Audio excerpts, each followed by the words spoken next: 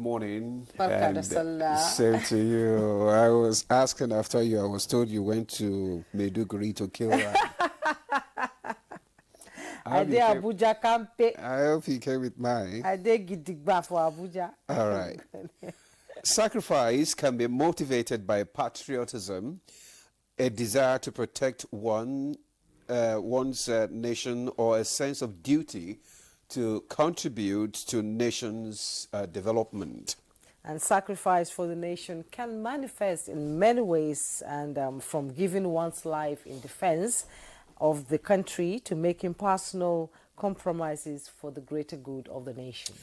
That's true, Jumai. Making sacrifices for the nation is not a bad idea. However, such sacrifices must be displayed first by the leaders at all levels of governance. And indeed, the individuals and collective sacrifice required for nation building are impossible without a public conscience. That is what enables us as citizens to drive development collectively. Absolutely. Self-sacrifice is the building block for a nation's development, as it cultivates a sense of solidarity among citizens, transcending individual differences and uniting them towards a shared vision. And it's also worthy to note that those willing to make the ultimate sacrifice for their nation and its people deserve to be treated better as a reward for things they must have given up. So Nigeria's path to greatness and national development hinges on embracing its diverse heritage and fostering unity among its people, while also leveraging its vast economic potential and investing in human capital. And so many times President Bola Ahmed Tinubu has reiterated Nigeria is well positioned to achieve greater heights in infrastructure and economic diversification, but must be prepared to make sacrifices. And in addition, Mr. President notes we must embrace a vision centered on good governance, entrepreneurship, sustainability, unity, and above all, huge sacrifices. I am Ademola Adeoye. Welcome to Good Morning Nigeria, the first for this week. And I'm also Jumma Yusuf. Thank you so much for joining us. Don't forget, as usual, we have our newspaper review. Thanks for staying with us. You're still on to Good Morning Nigeria on the network service of the NTA. Up next is newspaper review.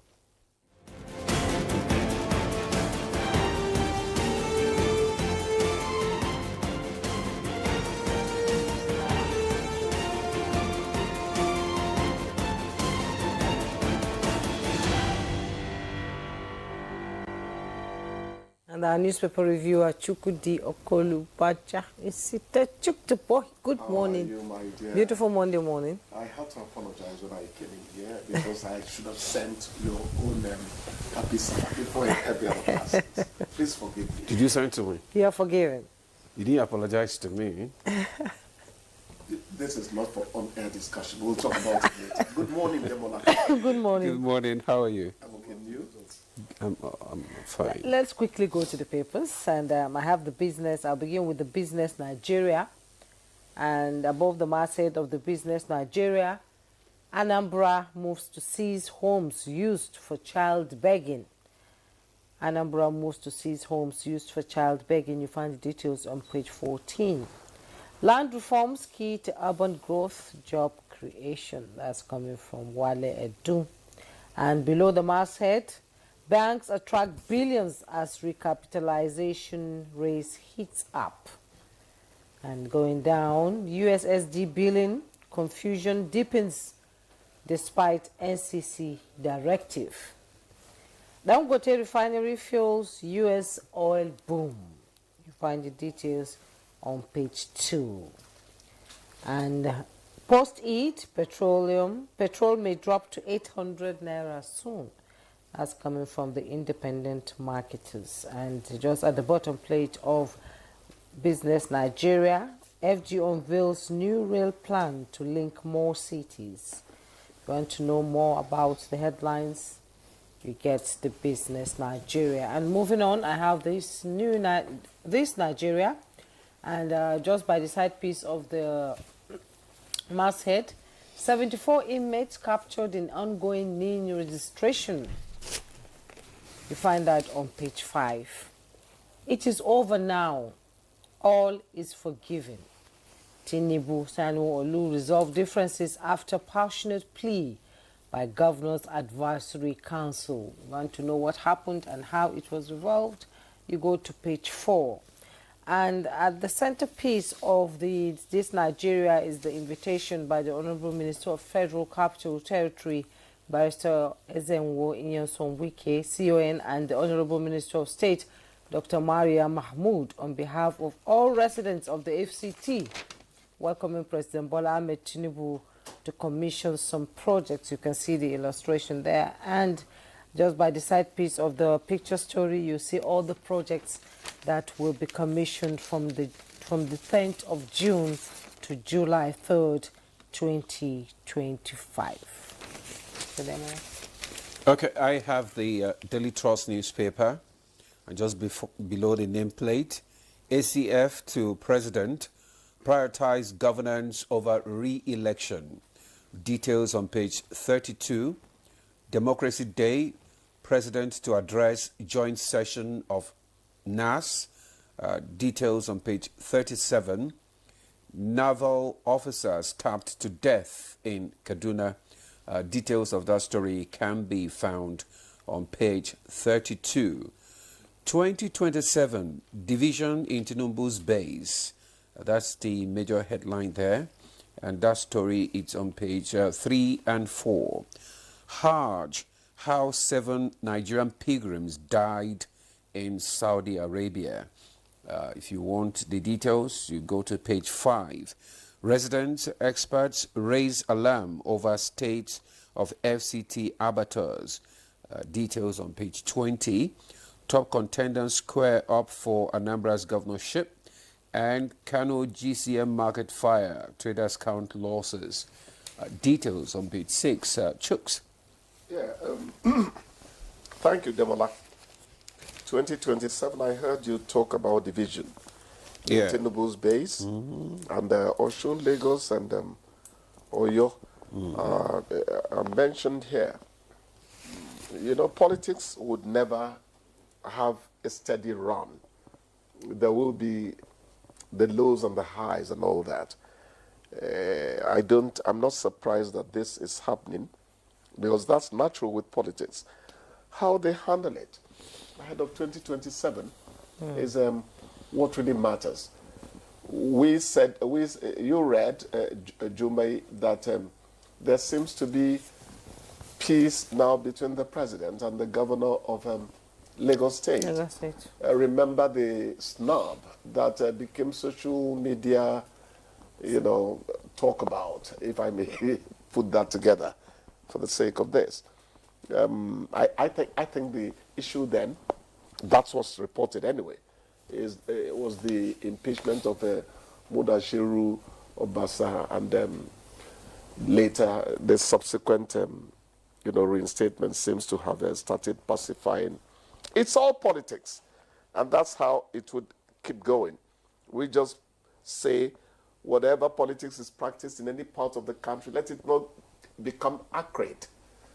Let it not become something that is so incendiary that every other thing is going up in flames and all that. So politics will be politics. At least we had the interview of the Lagos State governor, Okay. where he confirmed that everything is okay. Yeah. With himself and the president. Yes. And, he's his father and mentor and leader. So Yeah. I think that issue is resolved now. You know, the beauty of Lagos is, since President Tinubu became governor of Lagos, there's a master plan for Lagos. There's always been a You master plan. you can't deviate from that master plan. Yes. Yes. That's why Lagos is progressing. That's why I keep on citing Lagos when I talk about how a state should go. Yes. Some people will quickly say they have a lot of money. California is this. If you have a lot of money, you don't plan how to develop that place. That money will be going woo, woo, woo. Is that English? That's it. Is That is if it's not well channeled. It's That's not well the thing, channeled. my brother. So it is well channeled. It's actually planning again that brings about the big money you're talking about. Yes, So exactly. planning creates the fiscal ability, which you use for development.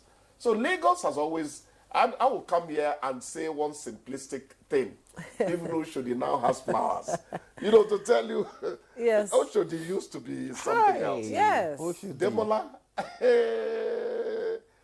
that time I was working at 65 for one road, so I'll go all the way down to Oshodi, then Yanokbaja and all that. Look, things were happening in Lagos, in Oshodi then. But I hear it's all so It's good history. now. It's history. It's history. Yes. And many of us, many states should Emulate that. emulate Lagos. Yes. You might not have the money they have, but let's know that you have a plan. Let's Yes. see your vision.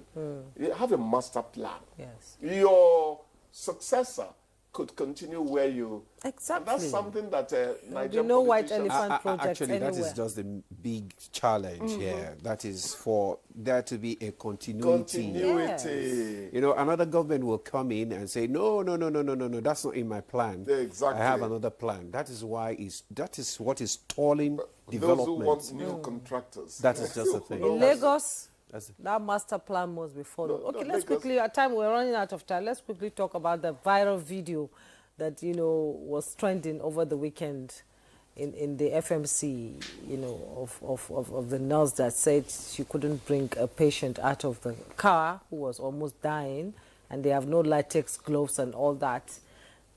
The video went viral. It's not just in Nigeria. Anybody around the world will see it. And what message are we sending to the international community who want to come and invest in Nigeria? Are we saying that their health is not top on the table to be taken care of, which is scare of investors from coming to this country? I should be getting tired of mentioning the NHS in London, in England, mentioning the health scheme in the US, but it is always necessary to mention that health is prioritized across the world. I wanted to do x-ray somewhere. Let's not embarrass anybody. But they told me the machine had packed up. I'm going to make my investigation and ask them, do I need to mention you so that Yes. that radiology department works well? How could you tell me that? And these people were offering radiological services that took your fee down to about 30-something thousand. You go to other private places, you pay 100,000. Can you see what that means too? So whatever happened, at the Federal Medical FMC. Center. Federal Medical Center. I think the government has actually set up a panel to investigate, and Yes. and the hospital has apologized, to the public, and the matter is being resolved. Demola, quickly, we should also consider the stress that is being put on our medical people. Just 3 weeks ago, I told you that where I was coaching some health reporters, one doctor told us that the Saudis were coming to take 5,000 people. That does not help people working according to the ethics of their profession. The stress is too much too. Okay. let's Yes, try thank you to- very much, Bless Chooks. you. Thank you. Well, thank you. It doesn't help, and if we take too much time, it won't help our program That's as true. well this morning. So thank you. No, you have your way of knocking We have to me out let of you, this. JJ, walk out of the studio. All right. Well, we'll just take a break now. When we come back, the conversation on national sacrifice will kick off. Stay with us. Thanks for staying with us. You're still watching Good Morning Nigeria on the network service of the NTA. Just before we bring in our guest for our conversation on sacrifice for national development, let's take this background report by Timothy Yusuf. Sacrifice in the context of Nigeria's national development encompasses selflessness and patriotism from both citizens and leaders, leading to positive societal change. Finding shows that it requires embracing a spirit of sacrifice and contributing actively to nation building through various means like civic engagement and activism. This can involve prioritizing the collective good over personal gain, supporting national development plans, and working towards a more inclusive and prosperous Nigeria. Many identified specific examples of sacrifice for national development to include individual sacrifice, leadership sacrifice, economic sacrifice, and social sacrifice. So, why is sacrifice important? Analysts pointed to nation building, progress and development, positive social change, and leadership accountability. Overall, sacrifice is a vital component of national development in Nigeria, fostering a spirit of patriotism and collective responsibility. By embracing a spirit of selflessness and actively contributing to nation building, individuals and leaders can work together to achieve a brighter future for all, especially in this season of Eid al-Kabir celebration, which symbolizes sacrifice. Leveraging the lessons of the occasion to deepen the nation's development is the way to go, as our guests on Good Morning Nigeria take us deeper into what it takes towards achieving the goals. It's Good Morning Nigeria live on the NTA. Thank you, Timothy Yusuf, for that background report. And we have seated here in our studio our guest to discuss this topic on national sacrifice for national development. First, let me bring Professor Musa Olaofe, Chief Imam Ansarudeen Society of Nigeria. You're welcome to Good Morning Nigeria. It's always nice to have you. And we also have here Reverend John Joseph Hayab, Chairman, Christian Association of Nigeria, CAN, Northern Chapter. He's also Country Director, Global Peace Foundation, Nigeria. You're welcome to Good Morning Nigeria. Thank you, and once again, Barka de Salah to all our Muslim brothers. Thank you. Thank you, Reverend John Hayab. Barka de Salah to you too. Thank you.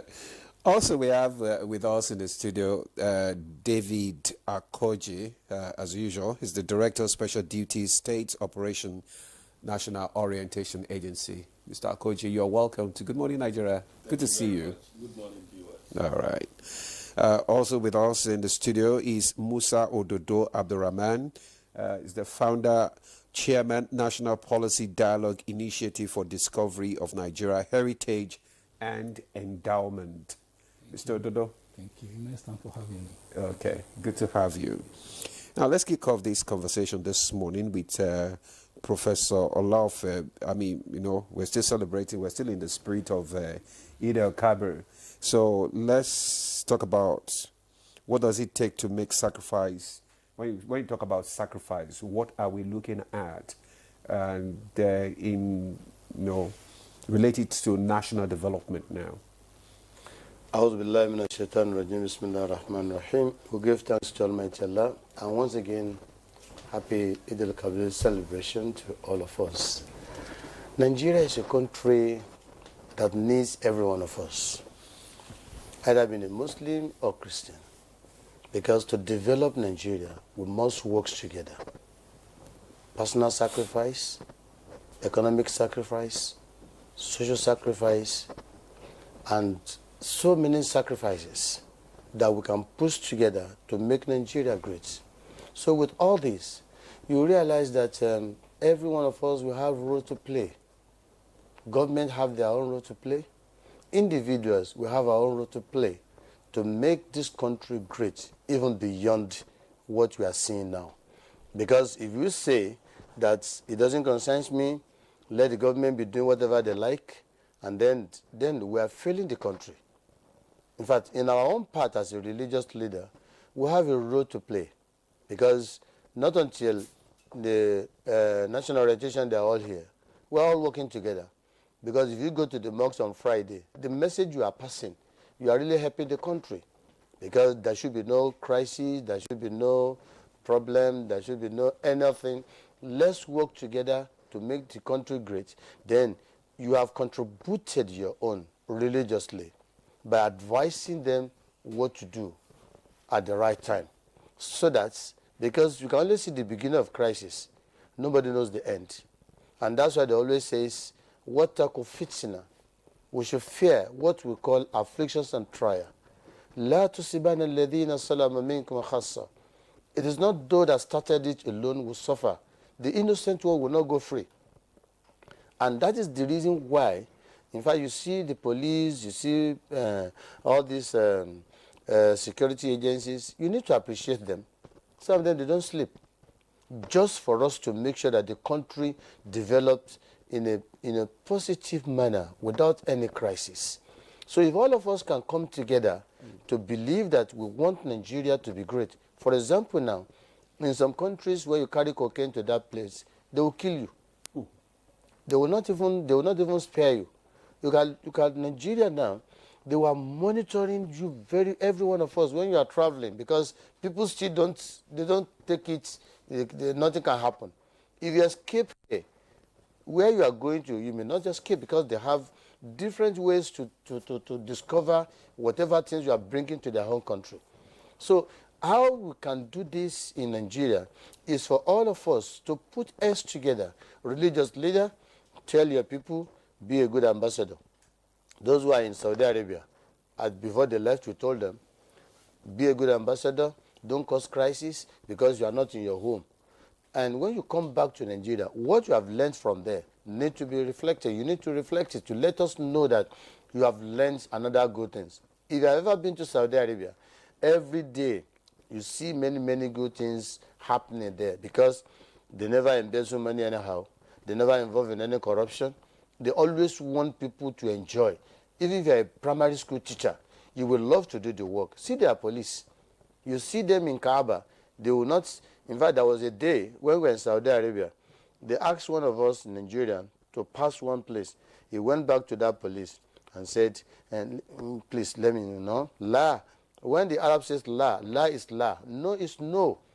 But on our own, how do we help Nigeria? Yes, I'm from Yoruba land. You know that we are one. I'm from the north. You know that we are one. So you are from, we are in the same blood now. Before you know what is happening, okay, open door for that person to go. We are not really helping the country if we are really doing that.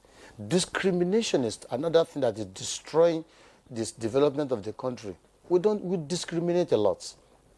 The Muslims, the Christians, the Yorubas, the Igbo, the Hausas, we should look at ourselves as one family. If we do that, we will develop this country more than beyond. And then we should not just see ourselves as an enemy to one another. We need to develop this country beyond what we are seeing now. And that is part of the sacrifice we are discussing. Indeed, that is part of the sacrifice we are discussing. Let me bring Reverend Hayab into this conversation now. You know, when we're discussing sacrifice for national development, the words of J.F. Kennedy comes to mind. Ask not what your country can do for you, but what you can do for your country. Have we imbibed that spirit in Nigeria? Well, the message surrounding sacrifice came as a result of Abraham obedient to God to offer his son instead of the ram for sacrifice, which flow into our true religion. And so if you talk about what Kennedy said, you see it is, don't just say, I'm asking God to do this for me. I also want to show God I can do this for you. And sacrifice, in simple terms, is that self-discipline you do to deny yourself what would have just been about you for the larger society, for your family, for your community, for your nation, for your faith, for whatever identity you chose to. When you can discipline yourself and say, I'm supposed to go out, but if I go out, it will cost my family this, it will cost my nation this. I'm not going to go out for the sake of my family, for the sake of my nation. You've made sacrifice. And so there are many ways we do sacrifice. Unfortunately, in our country, people don't make any sacrifice, or many people don't like making sacrifice. They prefer to ask the country to make sacrifice for them. The nations we run to and speak well about them came about as a result of the sacrifice of some people yesterday. So who is going to make sacrifice for our own to be like that? I have a friend who always cite this example, and I love it. He said, look, because of the way we think and behave around this nation, if you carry all of us, let's say, to London, and pick people in London and bring here, Give them 6 months, they will turn Nigeria to London.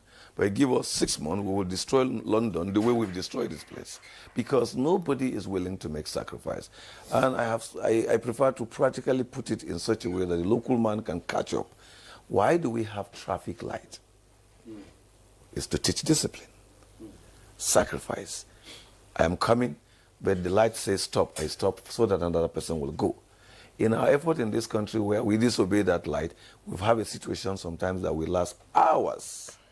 I was traveling back home for Salah from Kaduna or to Kaduna on Wednesday or Thursday last week, and because of impatience, we lasted hours on the road. It was all over the social media.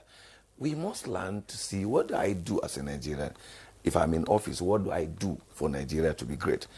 As a student, what am I going to do for Nigeria to be great? Look, as a parent, what am I going to do for Nigeria to be great? Because when we start asking ourselves questions as high up, as parents, as a pastor, whatever identity I carry, I do it in all those levels.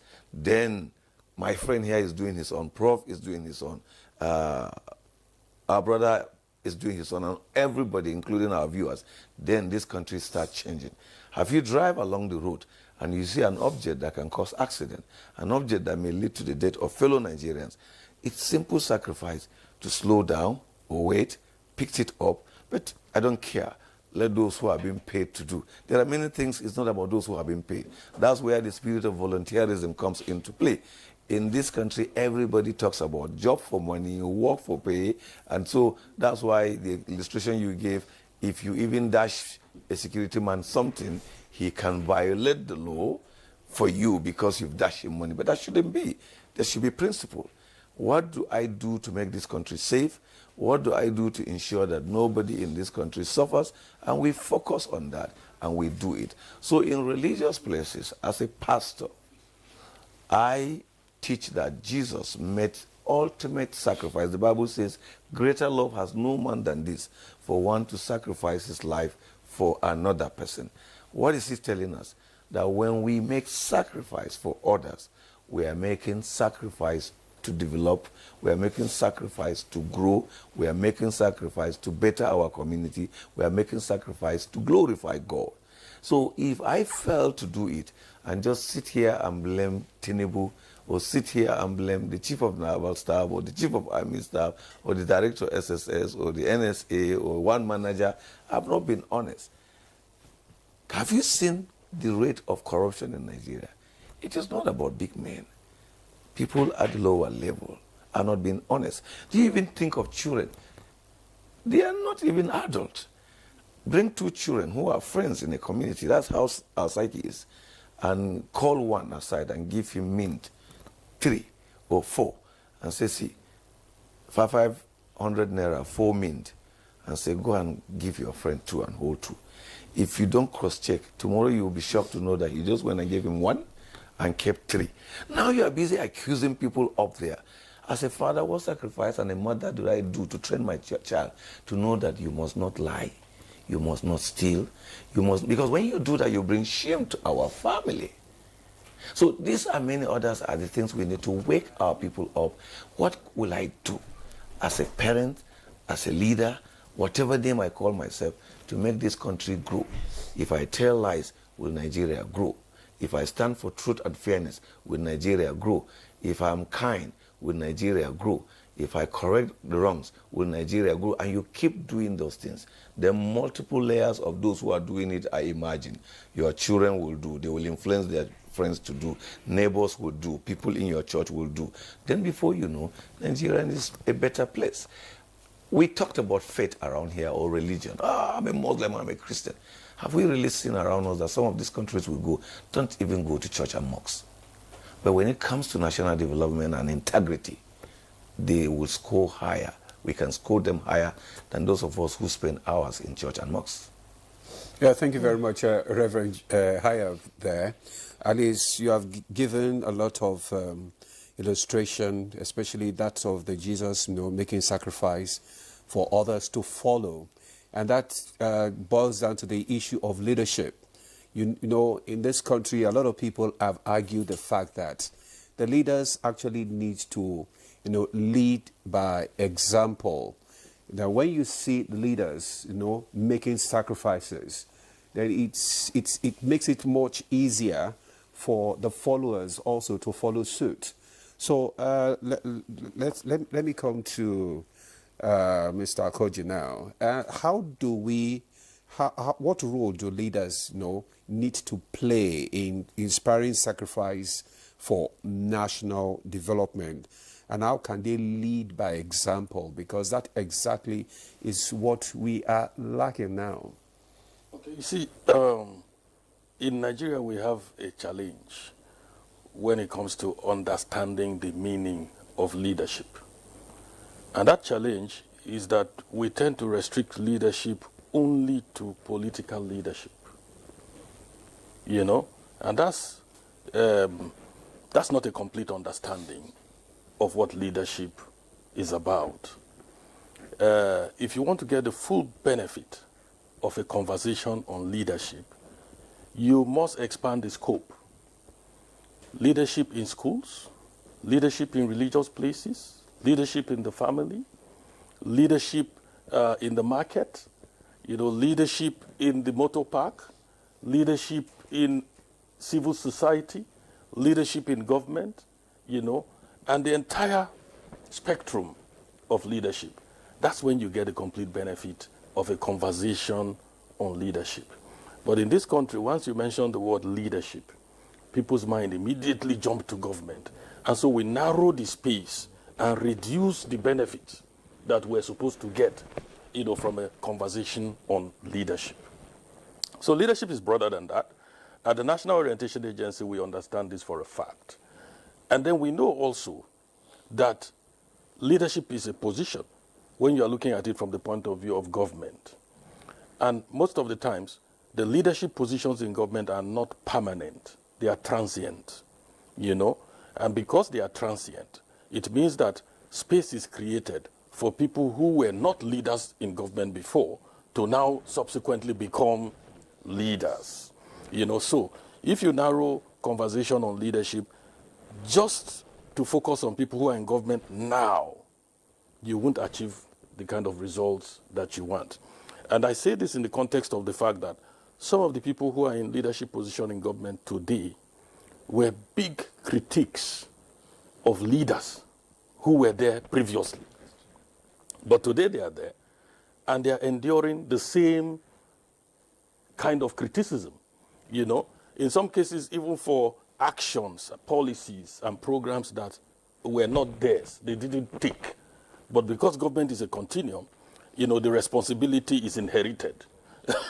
So all of this goes on. Leadership, in this context that I've just described to you now, has a huge role to play in showing example. And again, I reiterate, I'm not talking about only people in government. Yes, they are part of it, but they are a small part of it.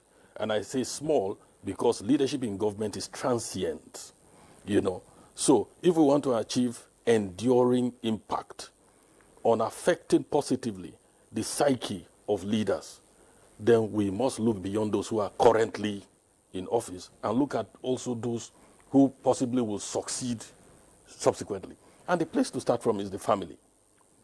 We all come from different families. So what sort of leadership examples are we showing at home? Because the leadership examples we are showing at home will fashion the understanding of our children and those that are in our care of how leaders should act in all the spaces where leaders have position, subsequently. So if you see someone whose behavior is incongruent, who is selfish, who thinks only about his or herself, and which shouldn't be an attribute of a leader. A leader means you are influencing people, you are caring for them, you are showing them the way, you are nurturing them. These are some of the expectations of a leader. So if we don't train our children from home to imbibe these core characteristics of leadership, then what do we expect when they get into position of any kind? So there's challenge, and Reverend Hyatt alluded to that. The challenge of leadership you would find it in every space that has leadership position. In our churches and mosques, believe you me, there's leadership challenge. In our families, some fathers abdicate the responsibilities of a father, and they are hardly ever there to show the way, to lead from the front and to guide the morals and the values, that their children imbibe. So these children grow up without those morals, without those values, and they become terrorists, they become armed robbers, they become yahoo, and they become all of that. There was a time in our country, you will agree with me, and the period that I grew up in, I saw my father ride a bicycle as a government staff, and we're excited about it. He would carry my mother on the on the bicycle, and as he grew through the ranks, through hard work and performance, he came to a stage where he could buy a motorcycle. I still have recollections of how we celebrated that motorcycle when it came, Honda 90, when it came home. And then he grew and became a senior staff and bought a Peugeot 404. My God, I could not sleep. I would go out several times and look at it, And then he grew in rank again and bought a 504. And that modeled our thinking then, that life is in stages, and that as you pass through those stages, you garner experience and you mature. Today, our children in primary school want to drive Bugatti. They don't want, the end justifies the means. They don't want to know about processes, So this is where we are. If we are going to have good leaders, please let's not wait until they have entered positions in government. Let's begin to nurture them from our homes. Some of the children we are raising in our various homes today will be tomorrow's governors, tomorrow's senators, tomorrow's commissioners, tomorrow's ministers and everything. And it is what we have put in them from now that they will manifest when they get to that position. So the most critical element in leadership is the family. What kind of leadership are we providing at home for our children? For them to understand how to sacrifice, for the nation. Okay, yes. Thank you. Let's bring in Mr. Musa Ododo Abdulrahman into this conversation. From what I understand from all our guests, it's a bottom-top approach or top-to-bottom approach. There's no in-between here. We see a generation that is coming up now that I would say the value system in our society has dropped. And we expect these young people to become leaders tomorrow, to become governors, to become senators. But along the way, parents have taught them that you can get anything you want as long as you have the money. So where are we headed to? Can you give me an example of a sacrifice that somebody has made for this country that resonates with you? Yeah, thank you so much for having me again, and Baraka de Salat to our Muslim viewers and every Nigerians. Sacrifice is a moral and strategic foundation of every great nation.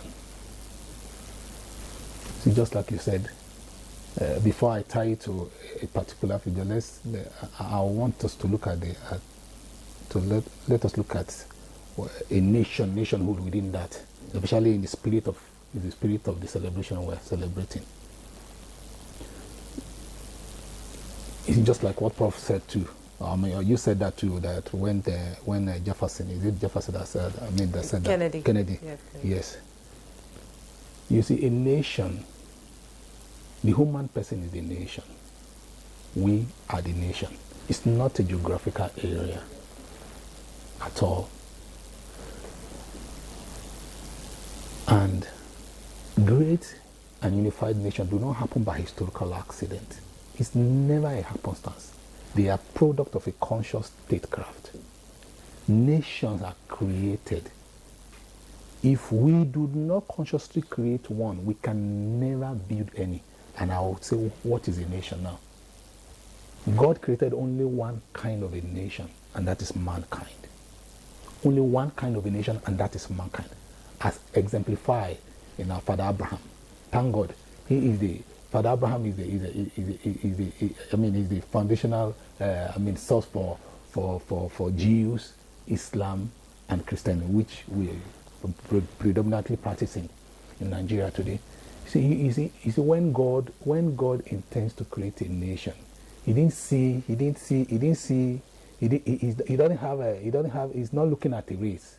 He's not looking at Yoruba, Igbo. God is looking at a civilization. God is looking at a civilization of mankind, because God is not a Muslim and God is not a Christian. God is a universal being, and that is the lens of which that is the idea that God sees us as a human family. So within that context now, let's zero it to Nigeria. And let me quickly add, because it can help us as we go in our reflection, all of us.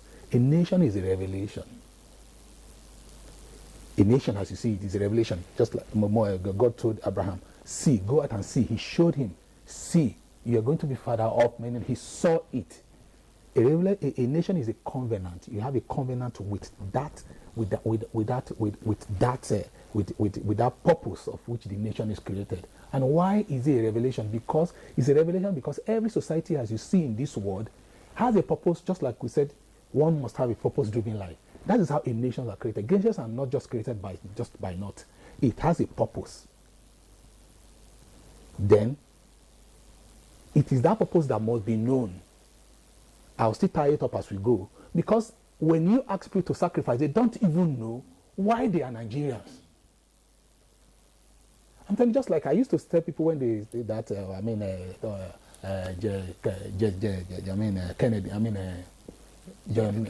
John Kennedy. I used to tell them that, man, it's not going to work in Nigeria, even not in America. The time J.F. Kennedy said that, America gave them a purpose. It gave them what is it to be a nation. The founders of that gave them, and which we have not gotten that. We have not gotten that, and that is the core of what I want to speak to. That nations are created. If you do not consciously create one, people don't have anything to live with. Look at we have cross identity, multiple identity, and that's the first thing we should be. Who are we as a people?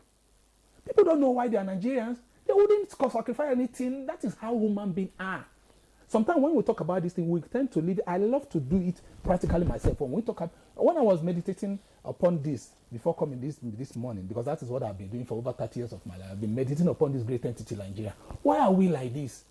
Since I was young, just like our leader from NTA was saying, since I was young, even though we saw our parents living that way, it kept going down, kept going down. All I had is Nigeria is Nigeria is going down every day. You can see it all out there. It used to baffle me that what is really the problem. And I found that we are not yet a nation. Nigeria is a nation, just like in my words every day. I have opportunity to speak. I say Nigeria is a nation waiting to be born. And let's tie it to what he said, that the family is a building brick of society, and that is where leadership comes. Who is going to be the father of this nation? Who will father it? But we had founding fathers who laid the foundation for this country. Yes, they aspire to see a great nation, but they did their part. In every society, every generation will discover their own mission. They either fulfill it or betray it. The great founding father that you talk about founded an independent Nigeria for us. For us, you and I, a responsibility to call. That's a national call that we must not. Your father founded a parcel of land for you. For you are the owner now. But but to turn that house to a home is another thing. It takes wisdom more than that is used to find out that is it. They finished and they did. I still see them as the most noblest of all. They did their own, just like I said, every generation will discover their own mission. They either fulfill or betray it. The generation after that after those great men, we are not fulfilling it, and that's the greatest call. That is what I do every day of my life in any process. We must create we must raise a new national consciousness. There must be a nation. We must create this nationhood. Nationhood are created. They are father. Greatness is not on. You don't run into greatness. You don't just run into great nations. It's a conscious statecraft, and that is why exceptional leaders that had transformed our society positively, had combined they combined wisdom and power in the practice of that statecraft. And I asked our leaders in power, I said, how do we bring wisdom to power? We must bring wisdom to power. We must bring principles to politics. We must bring superior knowledge to national development. It's not a play. I don't used to sleep sometimes. If not that I now understand my calling for life, I know when you understand your calling, that's a purpose, I now live with it. I used to like, God, leave me. My wife said, you're talking about in Nigeria. They don't even know you. Now, thank God, people are knowing me now. So you have called me. I was watching you day before yesterday too. It's in the right. Right, thank you. So people are calling me. I tell my wife, they are calling you now. I said, they will call me now. That is my call. I have to. When I was young, I discovered found your purpose. I'm fulfilling my purpose. So when purpose is discovered, destiny understood. Leadership is born. So you are at work now. I'm at work. That is fully, and that is what I want to do. The day I see a new Nigeria emerge, I'll tell my God, it's all right. I'll just go.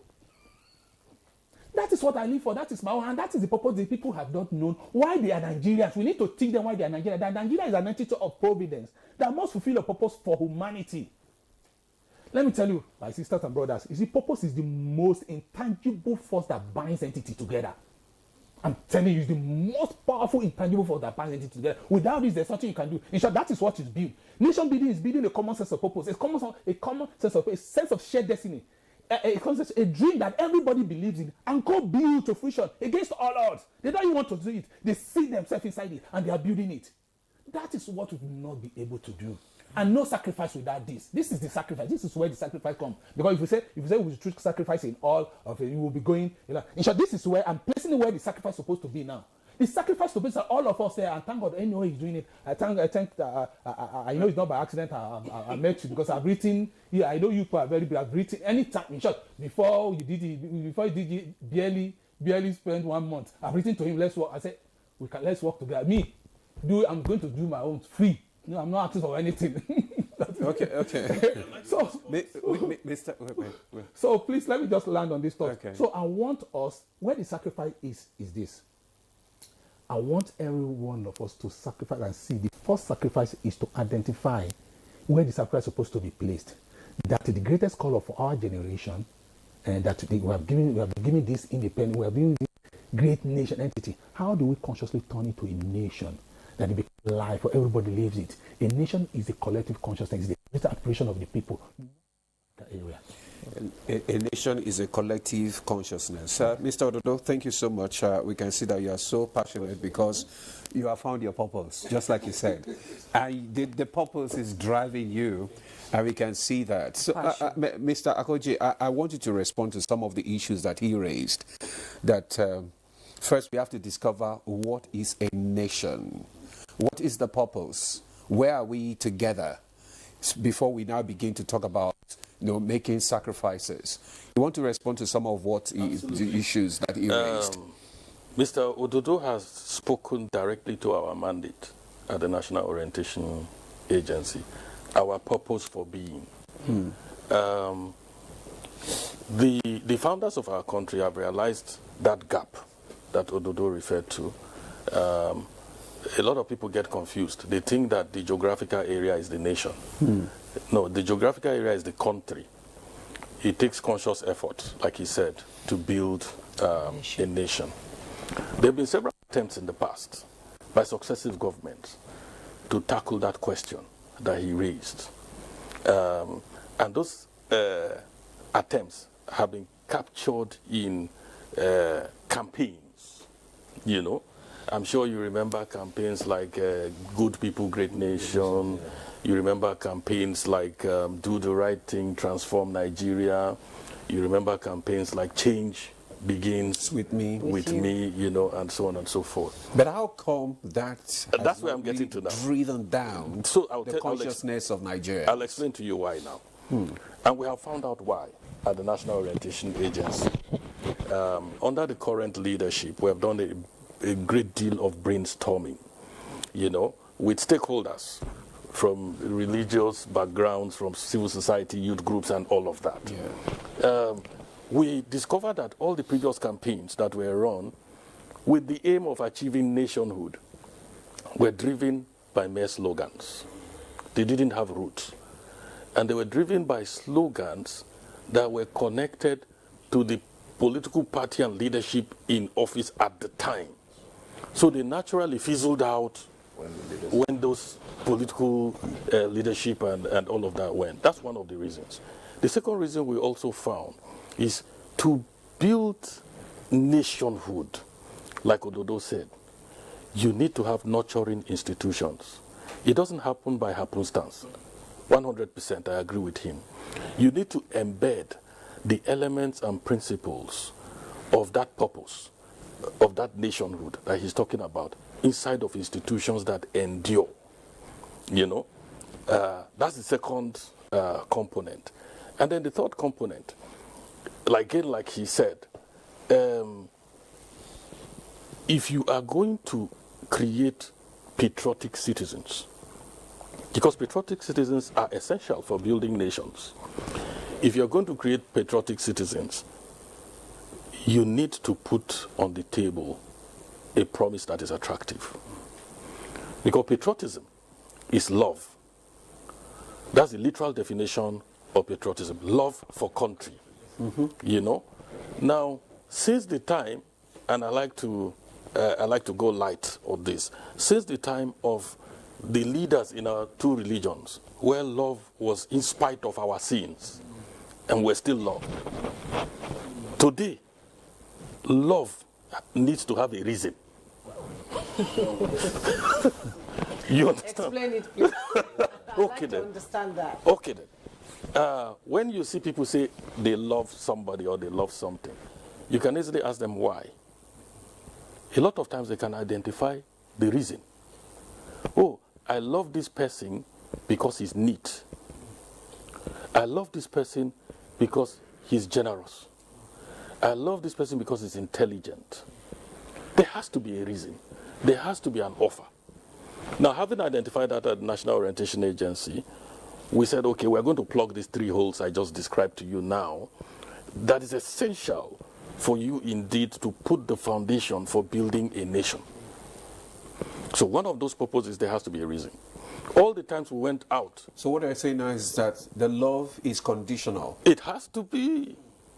But You must build from that foundation before you now go to sacrificial love like he spoke about. And he's spot on that, you know. So the issue is, even in America, where they say, ask not what you can do for your country, that's what this, before they got to that stage, America was already a country that its citizens were proud to be citizens of. America was already a country that its citizens knew that if they were stranded anywhere in the world, that America would come for them and rescue them. These are reasons, these are purposes. America was already building towards a nation that would be reckoned with in the Committee of Nations, was taking a position of leadership. That's a purpose, that's a reason to be loved. You know, so this is the kind of thing I'm talking about. So what we have decided to do is we have said, okay, Nigeria, not government. Because like I said, governments are transient. You know, and if you tie it to government, it dies with whatever government was in place when the ideas came up. Nigeria, our country, must make promises to its citizens, including those that are yet to be born. So they are born into the realization that my country has made these promises to me. That's the purpose.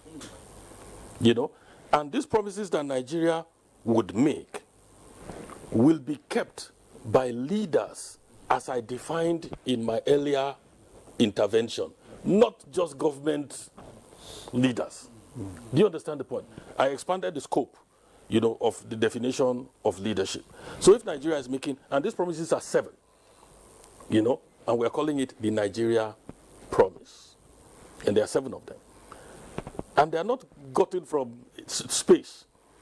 We had engagements, like I told you, with various stakeholders, and we drew a lot of these promises from conversations and gaps that we have noticed.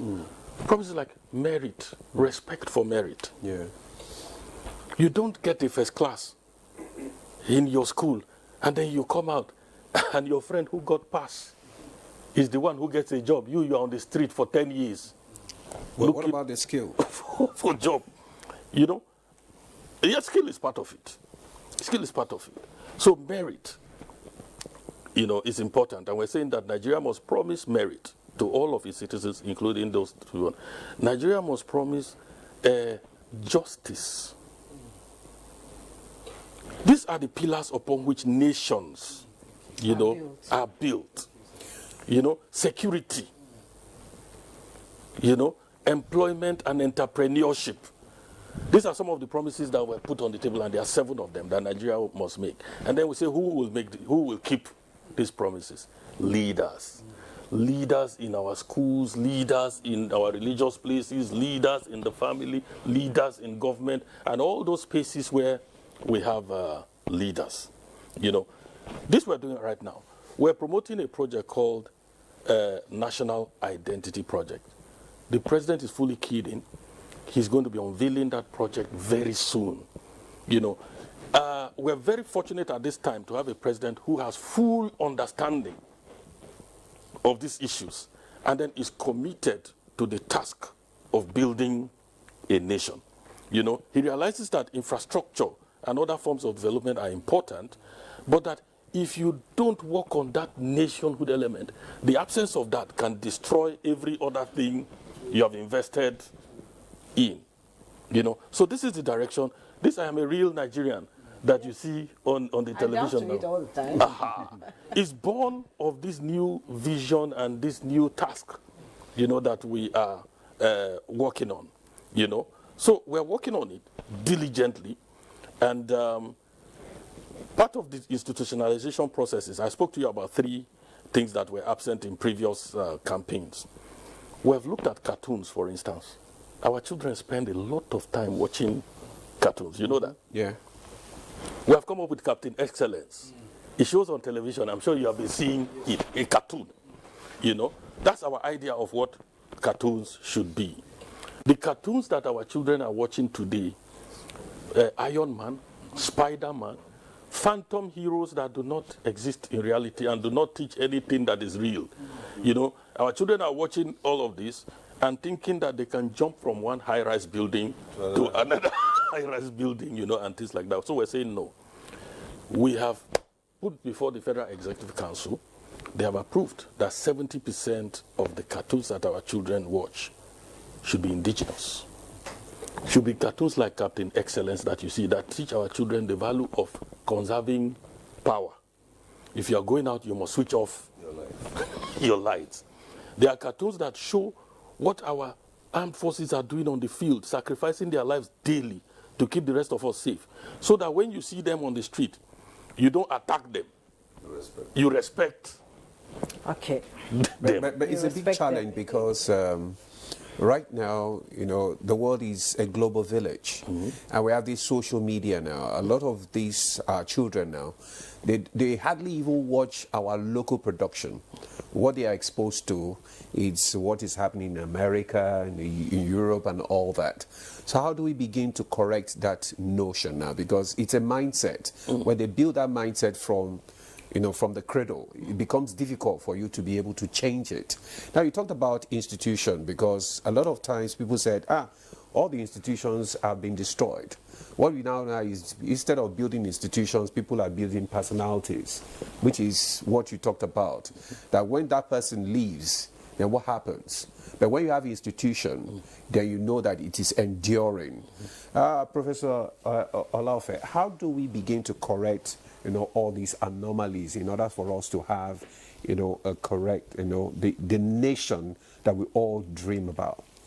Well, we always say charity begins at home.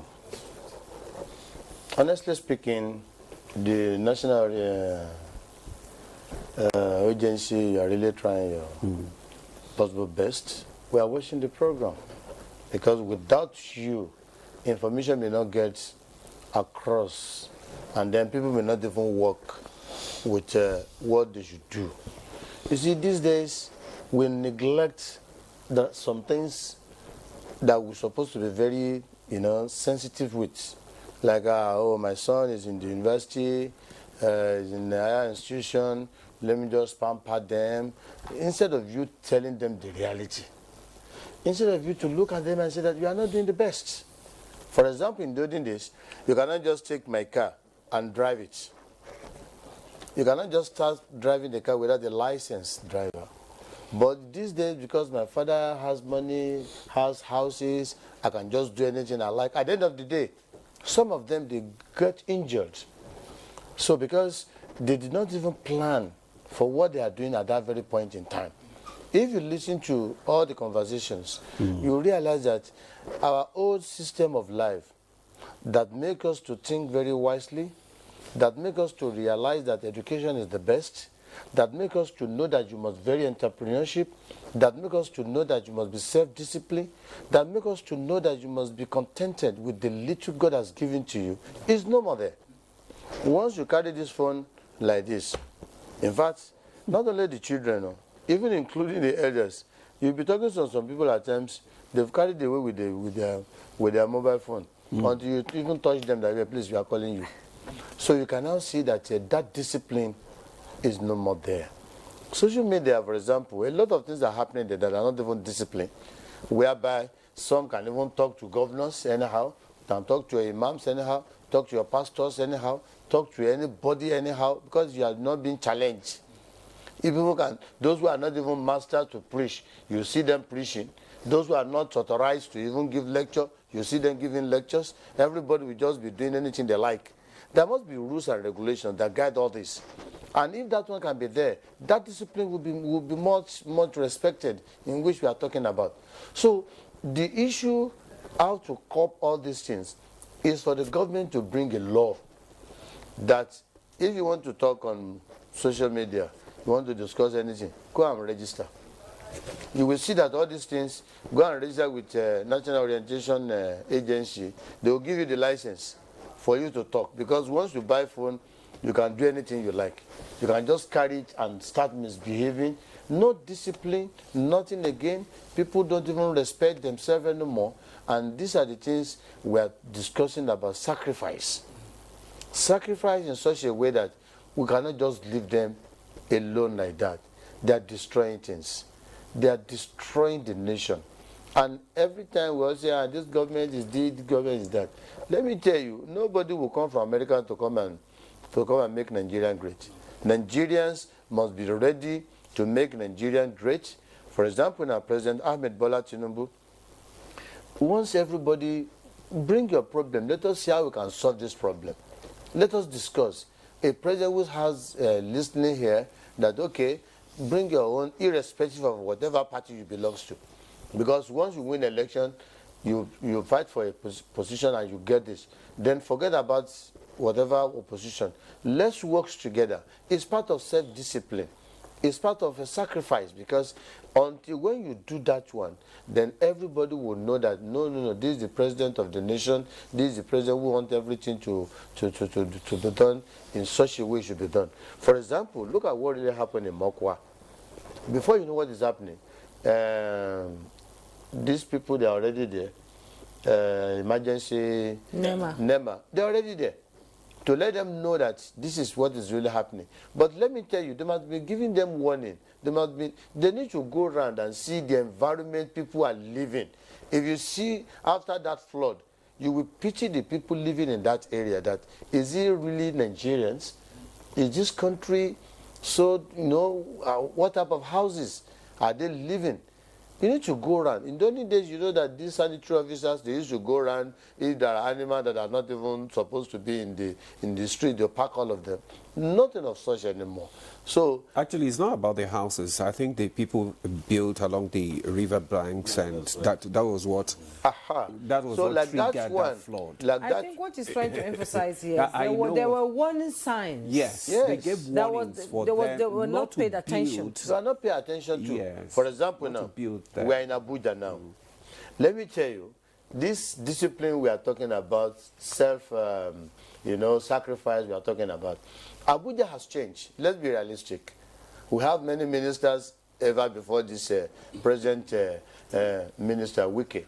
But if you go around and see some other places now, you will see that this is our own country. Anybody that firstly come to Abuja, you see that a lot of projects are going. People are working in the night. People are doing it before the following morning. They've already finished whatever they want to do. if all ministers can be doing that, I'm not praising him, I'm not saying, I've never have any contact with him, but if you do good, let me tell you, people should say it. Instead of you keeping them saying, are they really working? So these are the things that we need to put us together. Not just be coming to radio, television and say we are working, we'll get there, we are on top of the matter, we are doing this type of a thing. So with all this, I don't think we are still really helping this country. Okay, we have some text messages that came in, but I will take that after this break. Don't go away.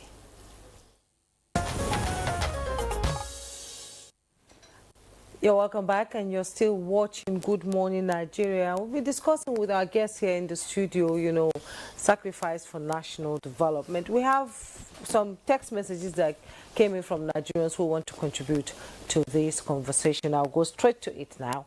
And the first one I have is, what is the role of our religious leaders in making good sacrifice for national development? And another one says, sacrifice for national development means giving up personal interest, comfort, time, or resources for the benefit and progress of the country as a whole. Tolerance and promote unity. If we can avoid tribalism, racism, or religious conflict-based full coexistence is essential for national progress. As Atega Joel, he sent this message from Oka Akoko in Ondo State. Okay, maybe Reverend Haya, you want to respond to yes. The truth is that listening to that contribution, you will know the place of religion in many Nigerians' lives, in many Nigerian homes. People look at their faith strongly, and Nigerians can fight to even protect that particular identity. And that gives that identity an opportunity to positively influence followers for the good of the nation. I earlier said here that if you claim to be a Christian or a Muslim and you do not bring that truth of your Christian teaching or influence, then you have not shown anything. The fact is that you have actually bring your religion into disrepute. So religious leaders have a role to, one, teach followers the importance of sacrifice for national development. And as a Christian, let me use a familiar scripture. Romans 13, says that everybody should obey governing authority, because there is no authority that exists that is not from God. And God instituted authority for correction, for ensuring that things are done right. So if I see myself as a Christian but disobey governing authority, then I have not shown that Christian spirit. And so if another person do anything wrong, then I start making noise about it. I didn't even show example. So first, let me come back to the familiar illustration. As a Christian, what do you do when you reach the traffic light? Even some of us who are pastors, how do we behave? As a Christian, what do you do when your particulars have expired? As a Christian, what do you do when you are expected to pay tax? And you go on. Recently in this country, we had debate about tax reform. And some of us just say, no, wait a minute. From our Bible teaching, I don't think I need to start debating about tax, because tax is an obligation. And if I want this country to develop, I shouldn't be thinking, let's come back to JF again. What do I do for the country? I pay my tax. And when I pay my tax, I know that it's my tax that is used to pay police, to pay services, to ensure this. Then now I can call for accountability. But I don't even pay tax. So how will I call for accountability? I'm not just going to debate like the usual thing we come on television as I'm doing now to say it. I run an organization. The day I was asked to take, I am a leader of an organization, the day I was asked to take, I told them I want to look at the laws of Nigeria. What did the law say about this, about this, about this? They said, no, must we do that? I said, no, you must do it.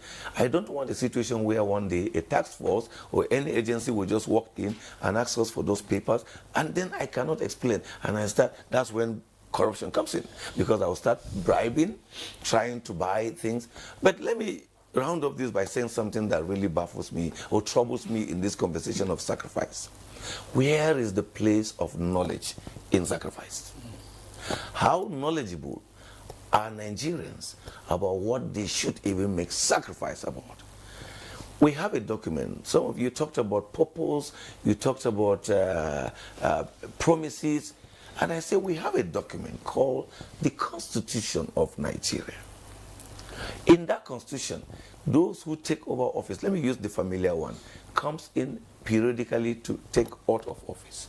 And in the oath, they are making promise to us that I promise that I will defend, protect the Constitution. And one part of the Constitution says, I promise that I will defend and protect lives and properties of the citizens. That's a promise. You don't even need another. Keep that promise and see whether you won't win the heart of Nigerians. Keep that promise and you won't see whether Nigerians will trust it. But how many Nigerians really know about what the Constitution says? Because we've talked earlier about agents putting such money as rent in Abuja and other cities. I know the Lagos State Governor is doing something about that, asking that, no, can we make it, you must only collect monthly, because people are not being paid yearly, they are paid monthly.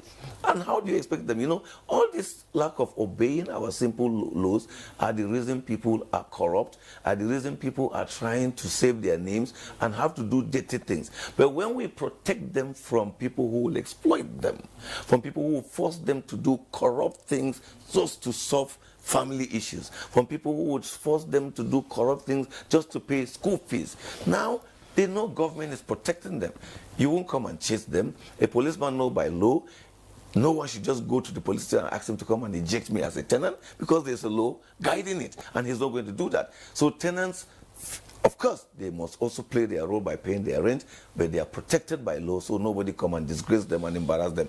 Now, when you ask such people to make sacrifice for the good of Nigeria, even when you make derogatory statement about Nigeria, they will speak back, fight back. But what is happening is that we have not kept the promise available in our laws before we start bringing the next one. Okay. Because this constitution belongs to us, this country belongs to us. I want to see Nigerians taking responsibility for making this country what it is, but let them know it. The Bible says, my people perish for lack of knowledge. So there is lack of knowledge around us, and that's why these challenges are troubling us. Okay, thank you very much, Reverend High up there. People perish because they do not know what they are supposed to do and what the law says. Okay, we have other, responses. This one says, good morning, greetings, gentlemen. Sacrifice for national development has to do with all of us through a positive change of attitude. That's from Kenneth. Another respondent says, I'm watching the program Good Morning Nigeria. Sacrifice for national development. Little contributions are government institutions should be highly functional. We should focus more on youth development. And the last one says, good morning all. My take on this matter is that for us to develop as a nation, we must ensure the following: discipline at all levels, justice and equity, security, strong institutions, infrastructural development, local government autonomy, compulsory education and vocational training, good governance, and corrupt-free society. Mr. Ododo, you want to respond to some of these issues? I love to put it where the Reverend hinged on knowledge. Knowledge is very key.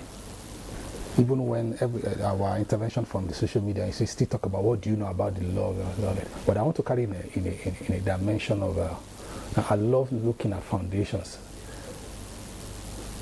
You see, one must possess the knowledge of the times that you are. I'm telling you, there's nothing you can do, no matter how lofty you think it is, if you don't have the knowledge of the times that you are. Prophet Muhammad Sallallahu said it in Rasulullah Sallallahu said it. So the Bible said it, and he just said that they will perish. To have the knowledge, you talk about the children of Issachar. Say they understand the knowledge of the times. To tell each of what to do, you have to understand. The Prophet said, if you don't understand, he said the greatest of honor is to understand the knowledge of the time. You have to be sahib al-waqt. You have to be master of your own time. And let me elucidate further. You see, Nigeria as we stay. That is what I beg of. Because when I say nation is a revelation, I'm telling you, we know in parts. You know something. God is not only me that gives. So I didn't even see myself. I have any wisdom or anything, but I just know little, and I try to share it in any form. You see, when I was very, very, very young, I'm in my early 50s now. Like I said, I started over 30 years ago. You know, the Spirit, God will take me and start knowing something about this country, and I just want to share that. He told me, you give me some time, so I'll be watching. That this also will happen. So when this also happen, this is what this country is supposed to do. And I pray that we are here now. It got to President Tinubu that it's not leadership, it's not by accident. There's no accidental here. There is a purpose of which even President Tinubu is the president now. You see, Nigeria is at the pinnacle of the most significant revolutionary transition. There is no historical antecedent. Anyone that can discern time, anyone that has the spirit and transcendent wisdom to discern time, will understand what I'm sharing. I'm telling you. I say with my all, with the strength of with the strength of reality and from my spirit. What country does when is at this stage? There needs to be a coming together. There must be a coming together. I have studied. When I see revelation, I'll start reading to see, you cannot come and share revelation. People want to do, that's why I say, the Bible says, let us reason together. You have to come to the level of reasoning, so that as we are reasoning together now, I was studying. And true, I had studied civilization. The one grown, Romans that are falling. What is it that when a society, when the people come to this kind of time, what they need to do? There must be a coming together. We must access what I call the most powerful power. The power of the collective. When somebody is a president, he doesn't know. All he knows is that he knows the little that he knows. Not that because he's a president, he will know everything. Just like a prof said, America will not come and deliver America. Nature, development is nature driven. Everything we need to do is inside you. We are the nation. It's inside each of us. So we have to find it. I don't know it. I don't know how it's going to happen, but it must happen. That is how it is in every turn of development. If you want to leave one and go to higher, there must be a coming together. It happened before. It's a matrix. Yes, a matrix. It happened for joining we talk about our founding fathers. Yes. I love this quote so much. When I see it, I love it. Our first Tafawa Balewa. He said, and I quote, today's ceremony marks the culmination, that is our declaration of independence. Today's ceremony marks the culmination of a process which began 15 years ago, and it has now reached a happy and successful conclusion. It is with justifiable pride that we claim the achievement of our independence to be unparalleled in annals of history. He went further to say that this great country, which has now emerged with that bitterness of bloodshed. So this nation emerged with that bitterness of bloodshed. Yes. How? I said, why? I'll run to elders, ask, what will happen now? Let me corroborate that with the first coup held 15 January 1966, the reaction of his co-compatriots, Papa Nnamdi Azikiwe. He said, and I quote, violence has never been an instrument used by us as founding father of Nigerian Republic to solve political problems. In the British tradition, we turned the colonial office into accepting our challenges for the demerit and merit of our case for self-government. After 6 constitutional conferences in 1950, in 1953, 1954, 1957, 1958, 1959, 1960, Great Britain considered to us the right to assert our political independence from October 1960. None of the political parties ever adopted violence to solve our political problem. And we are happy to claim that not a blood of British or Nigerian blood was shed in the course of our national history for our place in the sun. And I ask, and I'm asking you people now, where do we get it? Why? I'm 50, and I'm still seeing it like this. There must be a coming together. What is the takeaway from that I quoted? They went for 6 national conferences. They asked them. They went with what I call meekness of wisdom. They asked them. Papa, I still I love to watch that. Papa 90 before Papa Nnamdi went to the great beyond. Before God called him. He told them that we are going to get our independence without. He said the British man told him, how are you going to do it? He said, by dialogue. Dialogue. That is what I call we must dialogue with wisdom. That is what I'm doing now. Dialogue. I call it. God gave me that revelation. Said there must be a dialogue with wisdom. We must dialogue with wisdom, where everybody comes together. We don't know who we don't. Regardless of what your religion, nothing. See yourself as humanity. You are human being. That breath that breath into you, that is not breath of that breath of life. It doesn't have any coloration. No race. No Yoruba. No. That breath of life. Let's discuss on that level and see how can we get further, because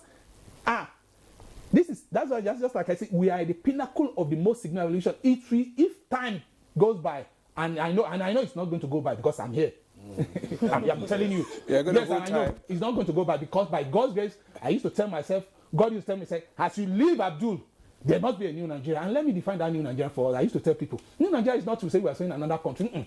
A new Nigeria is a conscious creation of a new nation with a clear and well-defined, unifying purpose, established by eternal principle and driven by lofty ideas. My good brothers and sisters, nations are created. If we do not come to that consciously create the kind of nation we want to see, we can never build any. It is an eternal universal principle that's applicable to all society on earth.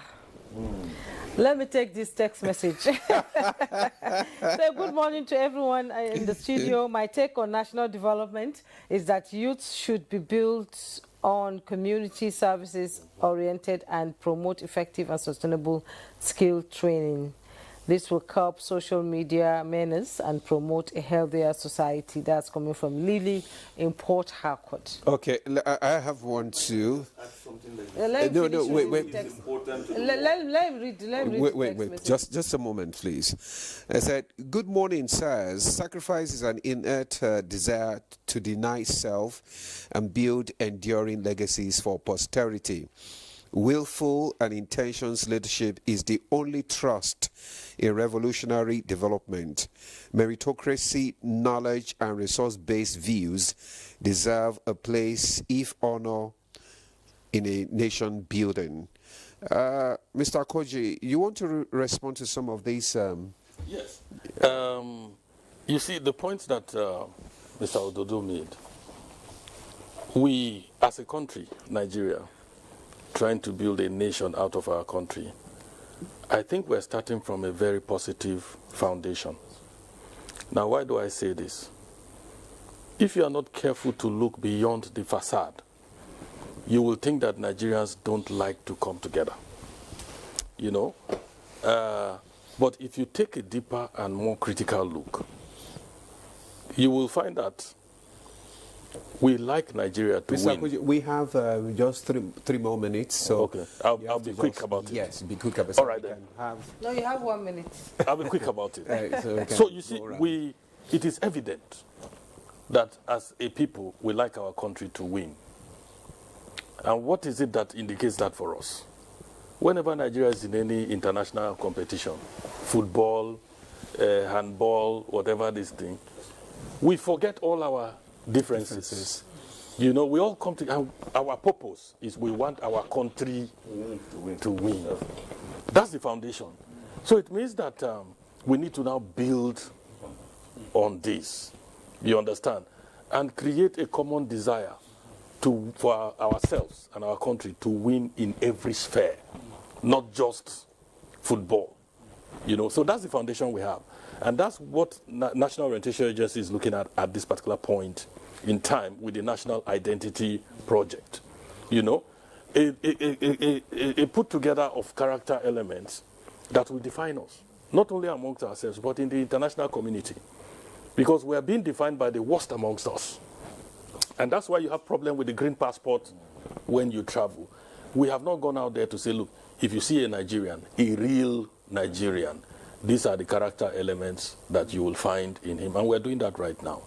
You know, we're going to keep pushing it. Knowledge is important, as you said, Reverend Hyatt. We have to pursue. Okay. Reverend, let's have your last words in 30 seconds. Yes. I just wanted to add to tell you that tomorrow is a day, that's the 10th, set aside by the United Nations as a day for dialogue of civilization. Interestingly, it's a coincidence we're just doing a day to it. So capitalize on such. Let's give room for a lot of dialogue.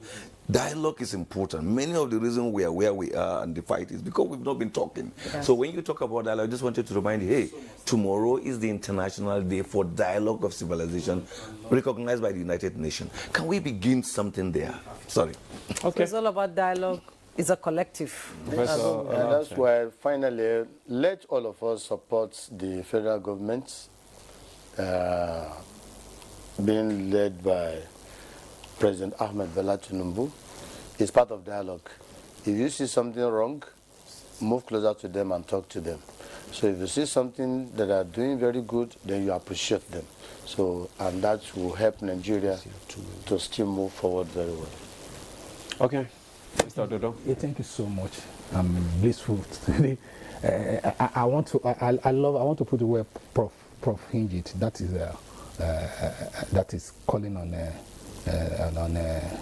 our dear President Bola Ahmed Tinubu. You see, the society mimic what leadership pattern. Immediately become president, we had written another reminder to him that in this kind of dialogue that I'm talking about, he should lead it. So that lead this dialogue, so that we know if you lead this dialogue, it's not true. It's a leadership. Leadership happen not because of campaigns, it's because it has been ordained, and there is a purpose for that, of which he become the president at this time. What leaders, just like I talk about knowledge of the time, what sets a leader exemplary is that when he understands the time that he's leading, and he's able to understand what the society needs that time. In fact, if he bequeath a foundation where durable peace, formidable unity can lay that foundation for that new Nigeria, it will be excellent. In fact, his name will be written on the sand of God. So I want this message to get to our dear President Bola Ahmed Tinubu. Lead a dialogue that we tag a dialogue wisdom. He should lead it and call people to dialogue. We must dialogue at this time. I'm sure he's ready to do that because, we all see the love he has for this country, and we have to contribute, all of us, to make that dream come true. Okay, Mr. Musa Ododo Abdulrahman, Founder, Chairman, National Policy Dialogue Initiative for Discovery of Nigeria Heritage and Endowment. Thank you so much. Immense time for having me. It's a pleasure, as always. David Okoji, Director, Special Duties and State Operations, National Orientation Agency, NOA. We're expecting more beautiful jingles so that we can pass through it. You will have them. Yes, and Reverend John Joseph Hayab, Chairman, Christian Association of Nigeria, CAN, Northern Chapter. He's also the Country Director, Global Peace Foundation, Nigeria. We appreciate you. We are one family under God. Yes, and Professor Musa Olafe, Chief Imam Asaruddin Society of Nigeria, Abuja branch. Well, thank you so much, gentlemen, for your contribution to this conversation. I'm sure Nigerians watching it must have enjoyed it. Thank you so much. And that's Good Morning Nigeria for today. Thanks so much for watching. I am Jumai. And I'm Ademola Adio. Thanks for joining us. Enjoy the rest of your holiday.